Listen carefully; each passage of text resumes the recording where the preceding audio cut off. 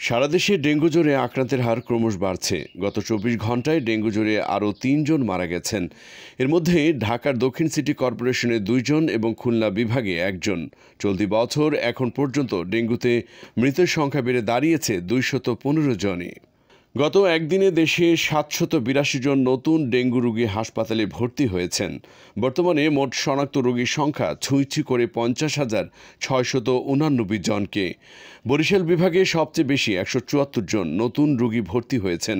এছাড়া ঢাকা উত্তর city corporation এলাকায় ১১৮, ঢাকার অন্যান্য এলাকায় ১৪৫, চট্টগ্রামে ৮৩ এবং খুলনা বিভাগে ৫৭ জন ভর্তি হয়েছেন।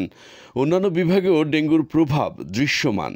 তবে আশার কথা হলো, গত ২৪ ঘন্টায় ৭৪৫ জন রোগী সুস্থ হয়ে হাসপাতাল থেকে ছাড়পত্র পেয়েছেন। চলতি বছরে মোট ৪৮,০০১ জন রোগী সুস্থ হয়ে হাসপাতাল ছেড়েছেন। ডেঙ্গুর এই তীব্রতা মোকাবেলায় দেশের চিকিৎসক ও স্বাস্থ্যকর্মীরা দিনরাত পরিশ্রম করছেন। তারা রোগীদের সেবা দিতে গিয়ে বিপুল চাপের মুখে পড়েছেন। স্বাস্থ্য অধিদপ্তর ও নিয়মিত নজরদারি ও জনসচেতনতা বাড়াতে কাজ করে যাচ্ছে।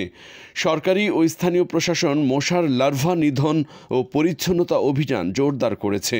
বিশেষ করে বাড়ি বাড়ি গিয়ে মশার প্রজনন ক্ষেত্র ধ্বংস করা হচ্ছে। তবে ডেঙ্গু প্রতিরোধে সাধারণ মানুষকেও গুরুত্ব দিতে হবে। বাড়ির চারপাশ পরিষ্কার রাখা, জমে থাকা পানি নিষ্কাশন, পোশাক ঢেকে রাখা এবং ব্যক্তিগত সুরক্ষায় মশারি ও স্প্রে ব্যবহার জরুরি। এমন কঠিন পরিস্থিতিতে স্বাস্থ্যবিধি মেনে চলা আমাদের সবার দায়িত্ব হয়ে দাঁড়িয়েছে। ডেঙ্গুর প্রাদুর্ভাব রোধে সচেতনতা, সময়মতো চিকিৎসা গ্রহণ এবং স্বাস্থ্য কর্তৃপক্ষের নির্দেশনা মেনে চলুন। ডেঙ্গুর ঝুঁকি থেকে নিজেকে এবং আপনার পরিবারকে সুরক্ষিত রাখুন।